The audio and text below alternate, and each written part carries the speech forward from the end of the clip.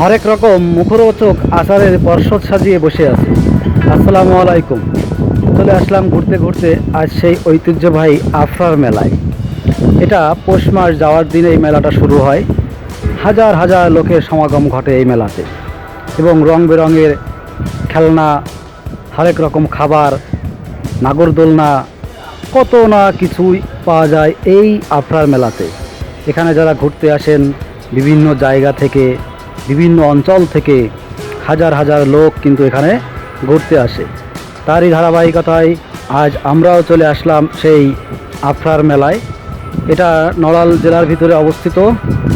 আফরা গ্রামে ভৈরব নদীর ধারে এই মেলাটি শুরু হয়। এটা একদিন ব্যাপী এই মেলাটি হয়। আর তার পরের দিন, আজকে আমরা যেখানে আসছি এই মেলাতে, অর্থাৎ এই দিনের পরের দিন আর একটা জায়গায় মেলা হয়, সেটার নাম হচ্ছে কালীবাড়ির মেলা। সেটাতেও আপনারা চাইলে ঘুরে আসতে পারেন। দেখুন কত লোকের সমাগম, কত রং বেরঙের খাবার, কত মানুষের উপস্থিতি এখানে। সত্যি মন ভরে যায় এমন জায়গাতে আসলে।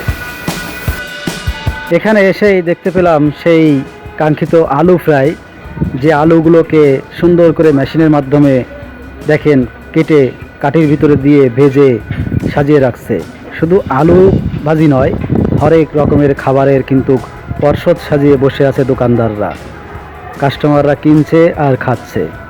দেখুন এখানে আবার পানির ব্যবস্থা আছে, অর্থাৎ শরবত, রং বেরঙের শরবত।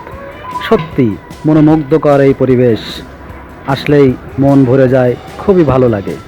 তবে যেহেতু আমরা রাত্রে আসছি, এই কারণে একটু অসুবিধা হচ্ছে আমাদের ঘুরতে বা দেখতে। দিনের আলোতে হলে আরও সুন্দরভাবে দেখা যেত। এখানে এই যে আমাদের ভাই বেগাররা আছেন, বড় বড় ভাইয়েরা, সবাই কিন্তু আমরা একসাথে এখানে আজকে ঘুরতে আসছি। আর এইদিকে আবার কিন্তু নাগরদোলনা আছে। ওই যে দেখেন নাগরদোলনায় কত নাগর দোলে, তাই না? ছোটোবেলায় অনেকে হয়তো এই নাগরদোলনায় উঠেছেন, অনেক স্মৃতি হয়তো অনেকে জড়িয়ে আছে। কিন্তু আমরা এখন বড় হয়ে গেছি, এখন আর নাগরদোলনায় ওঠা হয় না।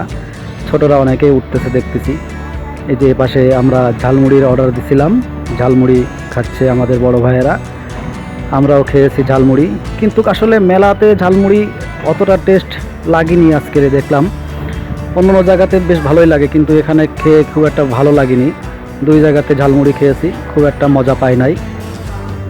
এখানে কিন্তু আর একটা খেলনার ব্যবস্থা আছে, এই যে ঘোড়ার গাড়ি, মানে ঘোড়া ঘুরতেছে, এখানে বাচ্চারা ওঠে, কিন্তু কোনো লোক নাই। অর্থাৎ রাত হয়ে গেছে, তো রাত হওয়ার কারণে হয়তো বা লোকজন খুব একটা নাই। এখন আমরা যখন আসছি তখন প্রায় রাত 8টা বাজে।